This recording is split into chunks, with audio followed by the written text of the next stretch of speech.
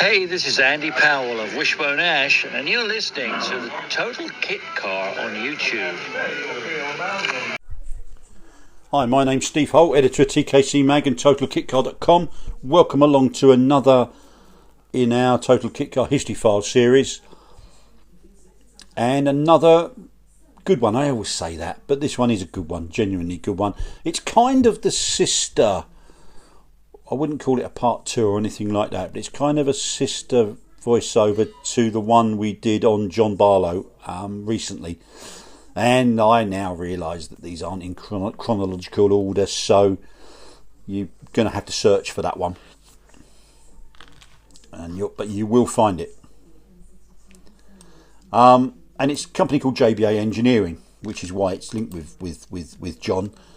Because of course John was the B of JBA, but we'll just quickly I've got to get cracking on these because I've been told I have to try and aim for 30 minutes. I don't think I'll achieve it. Well, I might with this one actually, but we're going to try and go through it and get it done, and that's the way we should do it. No waffling, no mucking about, as he proceeds then to waffle. JBA Engineering, great, a really good top table kit car mark, deserving of their place in history. The Falcon's one of the top kit cars ever made since 1949. 2,000 plus sales in its various guises, and in Ken Jones and Dave Ashley, two of the nicest blokes you could ever wish to meet.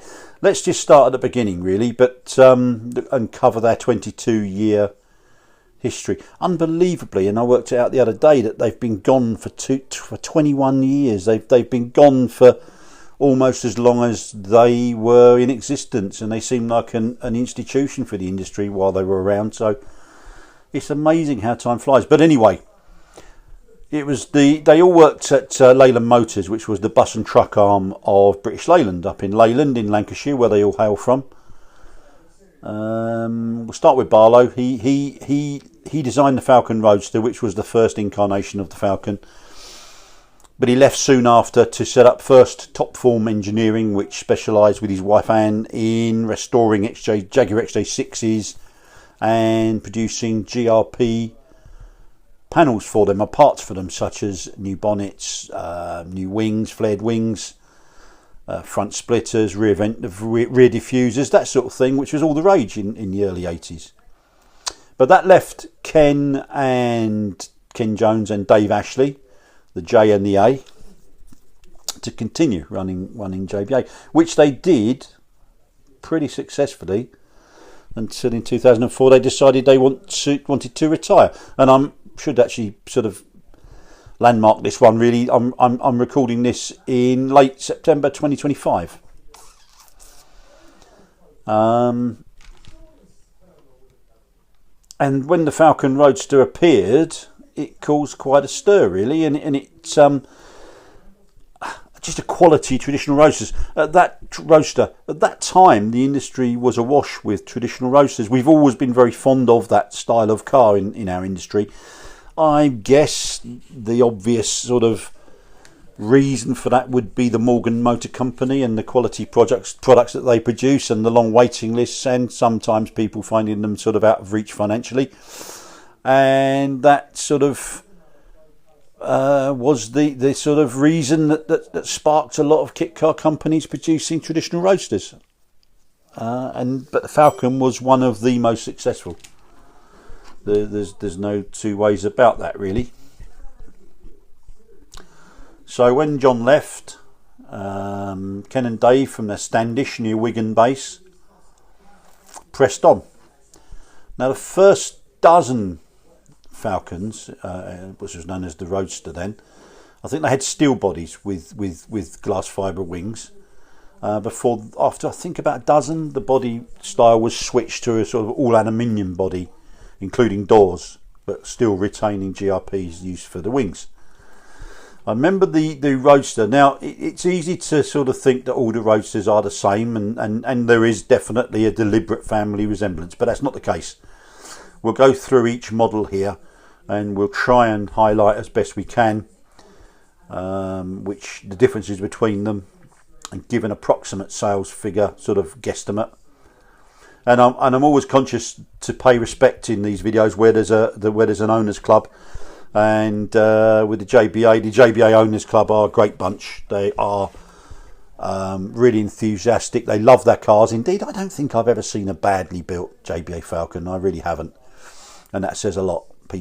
People want to build nice cars, make the best job they can, and the quality of the kit lent itself to that aim, really. And the JBA Owners Club really are the font of all knowledge for all things Falcon, and let's not forget Javelin as well, but we'll come to that. So they know everything about everything, but upon everything about the JBA. So if I do make a faux pas here and there on this voiceover, I wish them well, and I wish them to wish me well, and not to come and punch me in the kneecaps or anything like that. But I remember the Roadster, the first Falcon. It had a sort of a distinctive bonnet arrangement. When it was open, it seemed to open at the rear and the front, and it had a kind of a crocodile look to it, I think, which is the best way to describe it. But it was based on full Cortina mechanicals, and it's identifiable by being not a lot smaller, but if you saw it parked next to a later version, it definitely looks smaller in dimension. And it also had a near vertical windscreen, I think. No boot on that, no opening rear boot lid, because that's where the fuel tank lived at that time. Power options were as per donor, really, so Ford 4-cylinder all the way. Although Essex V6s were an option, and I think some people even fitted Rover V8s. And between 1982 and 1985, I would hazard a guess about 200 JBA Falcon Roadsters were sold. Replacing the Roadster in 1985 was the Plus 2. I think by demand really, people wanted the two-seat Roadster was popular, obviously, but people that had families wanted to take those younger family members with them. So I think by public demand they created a Plus 2 with a small bench seat in the rear that could accommodate young children quite easily, and perhaps small adults, although it wasn't intended to be a let's drive the Falcon to Germany in a day rear seat arrangement. It was just a 2+2 occasional rear, really, and an ideal for children. Now this one had a steel body frame with body panels still in aluminium, and GRP for the wings.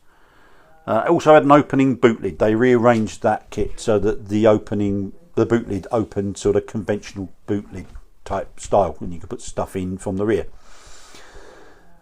The Plus 2 can be identified. I think it had a new windscreen that actually is hard to explain on a non sort of visual video, but the windscreen sat atop the scuttle, which was then bolted, and it was bolted directly to the top of it.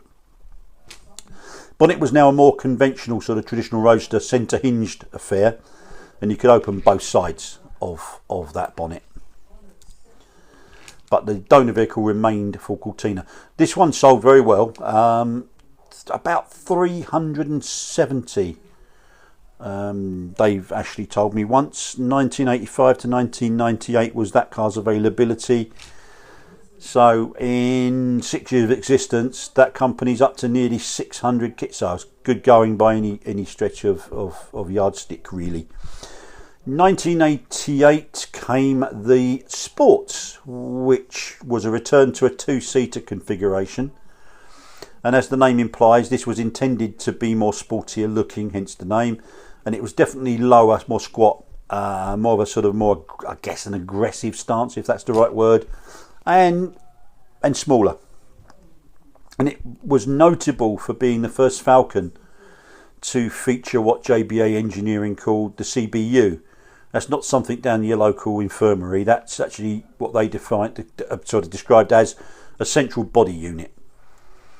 And it was a strengthening, I guess, went straight down the middle of the body or the chassis, and it was made the structure more rigid. And it was a very cleverly designed piece of kit, that. Visually, the Sports could be identified. It definitely had a shorter windscreen in keeping with the sportier theme, and a giveaway is 3 wipers. Although I think all Falcons after that, at that point, I think you can safely say if you see a Falcon with 3 wipers, it's not going to be a +2 or a Roadster. Excuse me. I always remember someone saying to me when I did this, don't go to record a video for more and speak for more than 10 minutes without the need for liquid, and they were absolutely dead right. Anyway, just had a swig of water. My first one, that'll be first of many probably. That was available, the sports, from 1988 to 2001. I would suggest over 275 of them found homes in kit form. In 2001 we had the arrival of the Tourer. This was a direct replacement for the +2 really, and again was introduced because they still had the demand for a larger Falcon, and this one did meet that brief because I have to try and do this in metric as well, because I realised that not all of our readers are from the UK. So I would say it was 15 inches longer from memory, which is certainly something like, what, 35 centimetres, something like that. And that was 15 inches longer than the sports model. Genuine 2+2 capability, although customers could, I think, order it in 2-seater form as well if they chose, which was quite a nice sort of option for those that wanted the traditional 2-seat Falcon, in albeit in larger form really. This one, again, the windscreen was more sloped, and again it had 3 wipers. Again, every model of the Falcon seems to have piled in with a really sort of solid number of sales, and I think 260, 265 will be a fairly safe guesstimate for the Tourer. Again, apologies to the Owners Club if they think I'm talking complete twaddle, but some of these figures are kind of what Dave Ashley told me, and Ken, going back a few years. Then we have a very notable, I think all Falcons are notable obviously, but there's a couple that are definite sort of sticks in the ground or flagpoles in the ground that denote a real notable sort of development. And the Falcon SR, or SRI in its Mark II, shall we say, guys, was just such a car. First one to be based on Ford Sierra donor. Styling obviously was very similar to all the others. You could tell a Falcon easily, which is a good thing. There was a change, obviously, I guess, due to the change of donor to the CBU unit, and also the chassis, and so could be considered a major change in Falcon land. Visually, I think it was pretty much identical to the sports model. The SRI version that came slightly later, that added an opening boot lid because they went without the boot. The fuel tank was in the boot on the original one, but had a more sloping grille as well. And at the same time, they revised the interior. There was always, I think, from the earlier Falcons, if you had a complaint, larger drivers, and I consider myself to be a bigger bear, you could struggle a little bit with, well, I found elbow room, and it wasn't terrible, but it was noticeable for me. And with the arrival of the Tourer in 1990, that helped with that, and that was continued thereafter with the SR and the later TSR. We're coming to that. Around about 270 again, I think it's safe to say, of SRI. We then come to what I guess lots of people would consider to be the ultimate Falcon, the TSR. It was a Tourer, I guess it was a Tourer version of the SR, if for want of a better sort of description. Used the same Ford Sierra donor, and this one could be ordered in either 2+2 or 2-seat, straight 2-seat if you preferred. There was another big change to the central body unit, and it was made taller, longer and wider. And this one also added much better legroom, and for the first time really took sort of 6'5" drivers could be accommodated in a Falcon, which they probably couldn't, well, almost definitely couldn't in some of the earlier versions. And again, elbow room was also greatly improved too. Got a larger boot, so it was more practical, and the fuel tank size or capacity was increased, if I'm not mistaken. That one arrived. But going back to Falcon SR 1991 to the end of JBA in 2005, 2004, depending on when you consider to be the cut-off point. So it could be early 2005, or you could say 2004 with the sort of departure of Jones and Ashley. So I guess the TSR could be considered to be the sort of ultimate, I think, in terms of JBA Falcon. Over 300 of the TSR found homes. Dave told me 310 actually, so I've got no reason to disbelieve. Let's just slightly sort of go up a different rail for a second. Got to mention the Javelin model. I wasn't sure when to sort of fit this one in. It appeared in 1985, was stuck around until 1989, and it was a total departure, different concept completely to the Falcon. And this was, I guess, a body conversion, although it used its own sort of bespoke rugged, and it was a rugged ladder frame chassis, based on Capri Mark II or even Mark III. I guess these days people would have based it on a donor vehicle and called it a conversion. They wouldn't have bothered making a chassis for it. But back then, and Dave really believed strongly in the Javelin, and it had that old laundrette rear body section. If you haven't heard the John Barlow voiceover yet, I relayed a story when a few years ago we had a young lady doing some sub-editing for us, and a fine job she did too. But I think I was away one day when the mag was this particular feature was being signed off for press, and she saw that I'd written the word Landaulet, Landaulte,